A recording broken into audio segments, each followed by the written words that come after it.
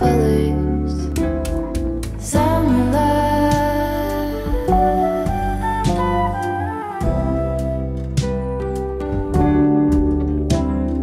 lonesome dove, folded on the lawn chair in all the colors.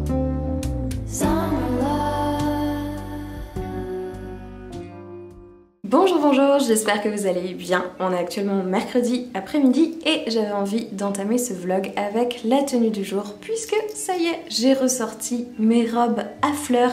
Il fait à peu près beau, il fait à peu près chaud et donc je me suis dit qu'il était temps de mettre les pulls et les collants au placard et de ressortir enfin les robes d'été, et donc j'avais envie de partager avec vous comment je suis habillée aujourd'hui. Donc on commence tout de suite avec la tenue du jour. Aujourd'hui j'ai donc ressorti cette super jolie robe à fleurs jaune que j'ai achetée l'année dernière pendant notre voyage à Londres, qui n'est pas du tout une couleur que je porte habituellement, et finalement en la voyant d'exposer j'ai craqué dessus, je l'ai essayée, je l'ai tout de suite adorée et donc je l'ai adoptée. Alors j'étais très contente de la retrouver, déjà d'une part parce qu'elle est super agréable à porter, la matière est vraiment très légère donc on a l'impression de ne rien avoir sur le dos, mais elle est quand même relativement longue, ce qui fait qu'on est couvert, donc pour aller travailler c'est quand même mieux.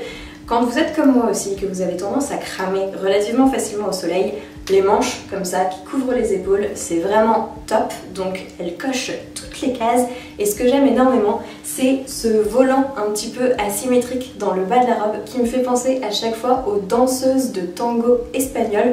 Donc alors, en plus d'avoir des couleurs d'été, d'avoir une coupe d'été, d'être une robe d'été, en fait, eh bien elle me fait penser à l'Espagne, au soleil, à la danse. Bref, c'est une robe absolument parfaite pour les beaux jours. Ce que j'aime aussi énormément avec ce type de robe fleurie qu'on retrouve un petit peu partout en ce moment, c'est qu'elle se suffise à elle-même, donc on n'a pas besoin de faire beaucoup d'efforts le matin quand on est devant son placard.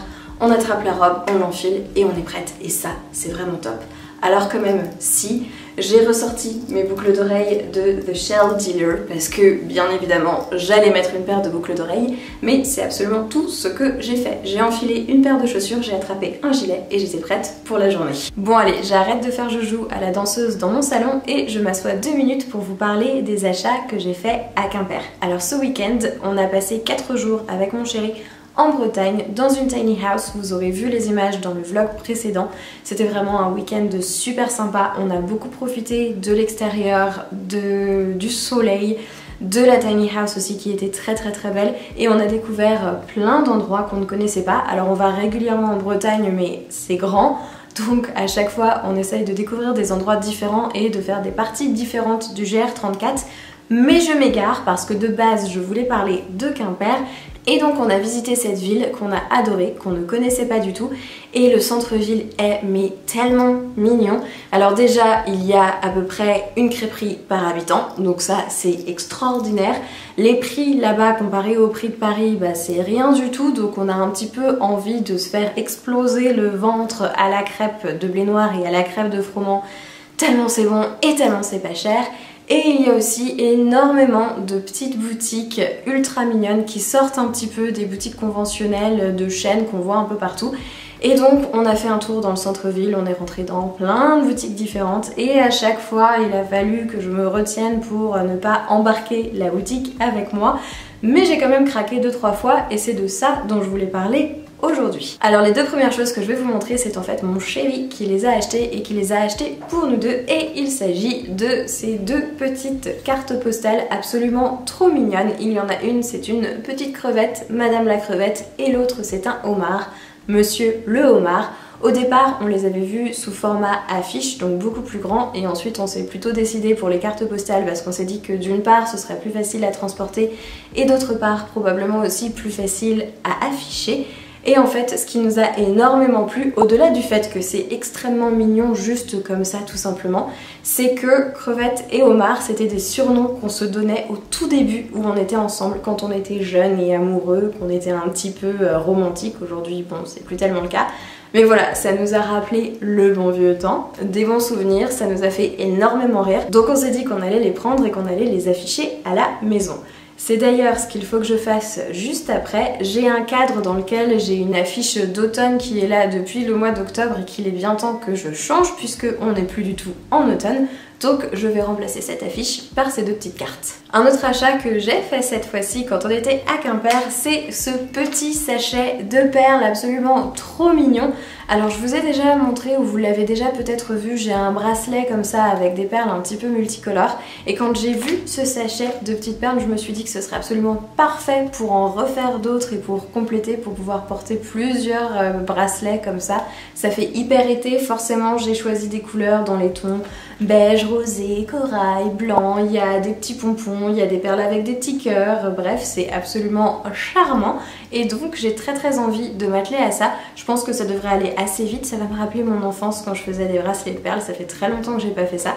J'ai normalement quelque part à la maison du fil élastique, donc j'ai envie de trouver 5 minutes là dans l'après-midi pour me poser et pour faire quelques bracelets. Et enfin, pendant notre excursion à Quimper, on est tombé sur une mercerie absolument génialissime qui était tenue par un couple de papy-mamie qui, à mon avis, ont largement dépassé l'âge de la retraite, mais qui font ça par pure passion, qui s'y connaissent, mais du feu de Dieu dans ce qu'ils vendent, qui sont de très bons conseils. Et donc je suis entrée, j'ai été faire un tour, la dame a pris pas mal de temps pour me conseiller, le monsieur aussi d'ailleurs, et je suis repartie avec quelques petites choses dans mon sac. La première chose avec laquelle je suis repartie, c'est 2 pelotes de coton de chez Lang Yarns pour faire du macramé.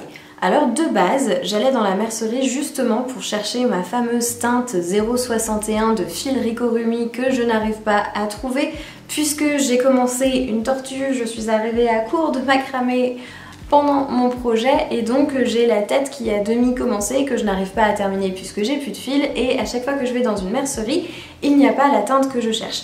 Et là, quand je suis allée donc dans cette fameuse mercerie à Quimper, j'ai demandé à la dame si elle vendait du coton Ricorumi et elle m'a dit « Ah oui, non, je ne vends pas ça, je trouve pas ça terrible ».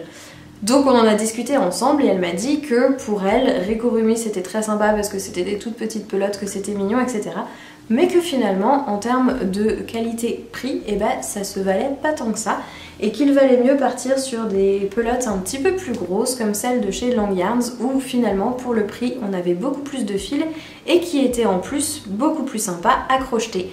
Donc devant le discours de cette fameuse mercière, je me suis dit bah je vais essayer. Donc je suis repartie avec une pelote un petit peu de verre d'eau comme celle-ci et une pelote d'écrue avec laquelle j'ai déjà commencé à crocheter une nouvelle petite corbeille. Et pour le moment, je dois avouer que je suis plutôt d'accord avec la dame, c'est encore plus agréable à crocheter je trouve que le fil Ricorumi. Ça glisse beaucoup mieux et en plus ça a un espèce de reflet un petit peu satiné qui est très sympa à voir que le Ricorumi n'a pas du tout. Donc je me dis que peut-être que je vais me diriger un petit peu plus vers le Lang Yarns, la gamme Quattro je pense, si jamais je dois continuer les macramés pour des futurs projets parce que j'aime beaucoup.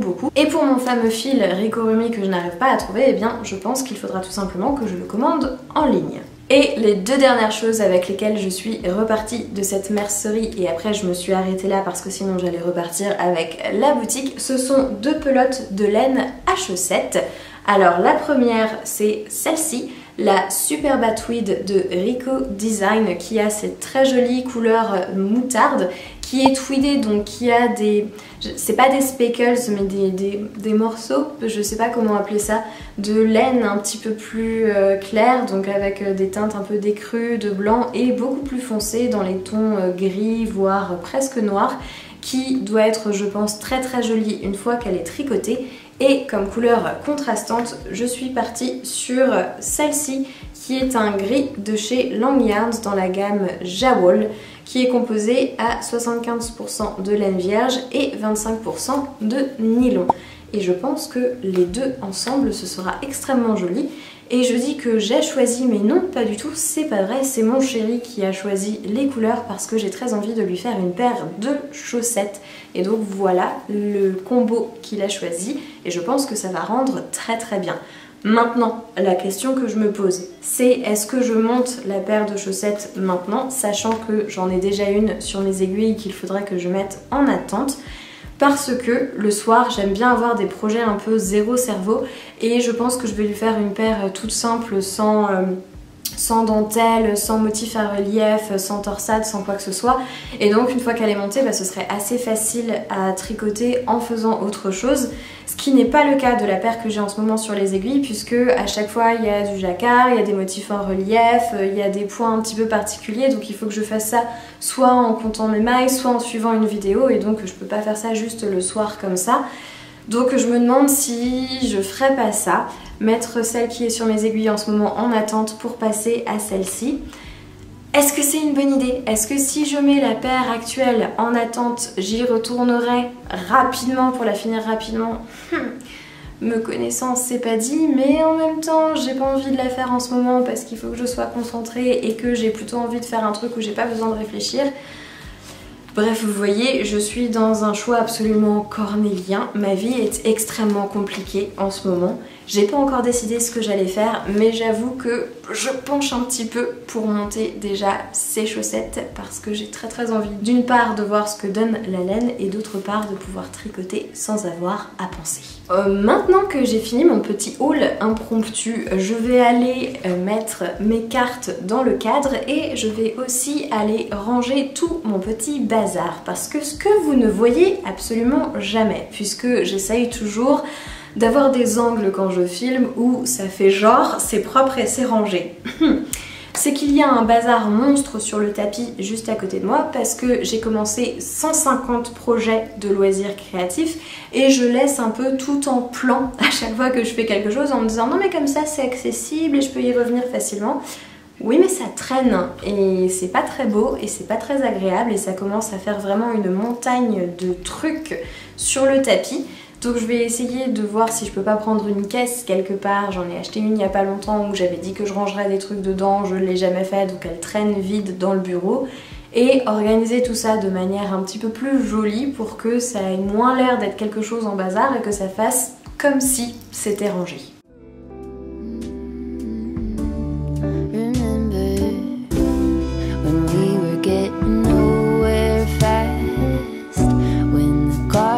Stop giving back honeysuckle, fresh cut grass.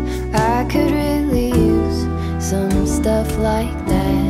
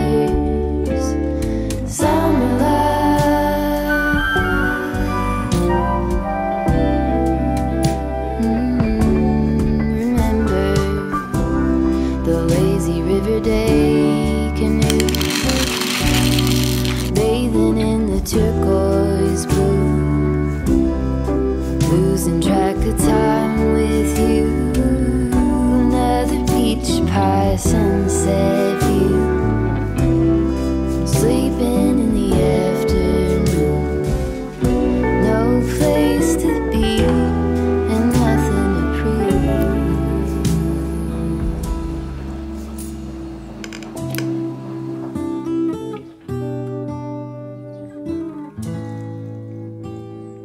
That's sure something I could use.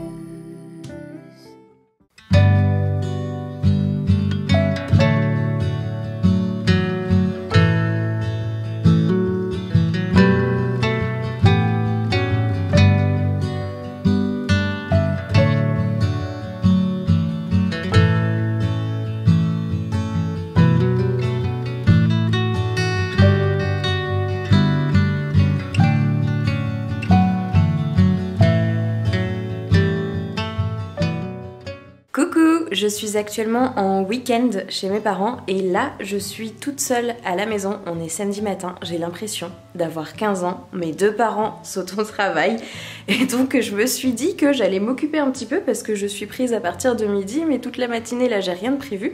Donc j'ai trouvé sur internet une recette de muffins à la confiture et je me suis dit que pour le dessert de ce soir ce serait parfait. Ça fait longtemps que j'ai pas pâtissé, enfin longtemps dans mes standards parce que normalement je pâtisse toutes les semaines et là ça fait peut-être un mois et demi que j'ai rien fait, donc pour moi c'est long. J'avais envie de cuisiner, j'avais envie de faire des gâteaux, donc je me suis dit que j'allais faire ça et dans la recette que j'ai trouvée, elle est sucrée uniquement par la confiture qu'on emploie.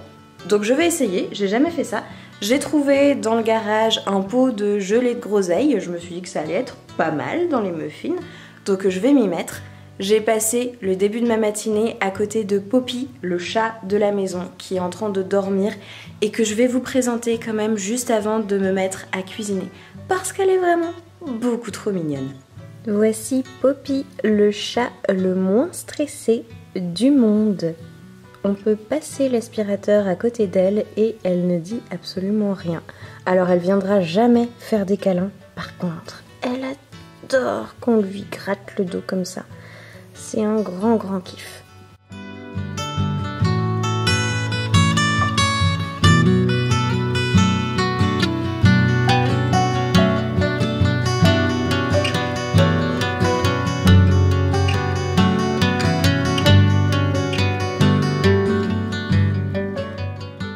J'ai réuni tous mes ingrédients dans la cuisine et je n'ai pas de trépied, donc je vais vous poser un petit peu bancalement sur un bocal justement, en espérant que vous voyez quelque chose, mais c'est le mieux que je puisse faire puisque je n'ai pas mon trépied.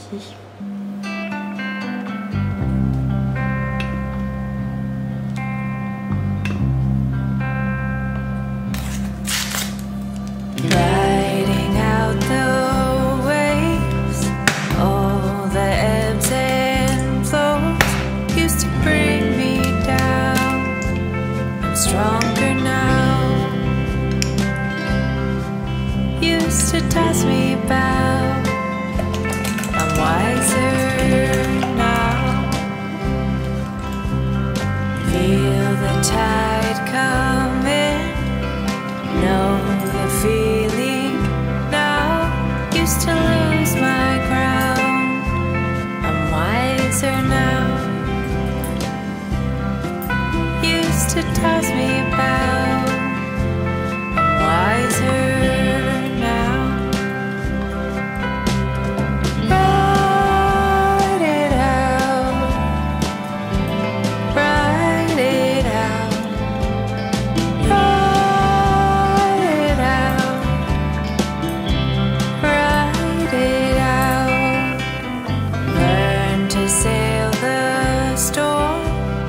No.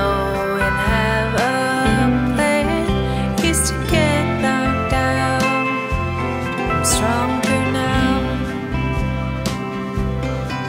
Used to toss me about. I'm wiser now. Ride it out. Ride it out. Ride it out.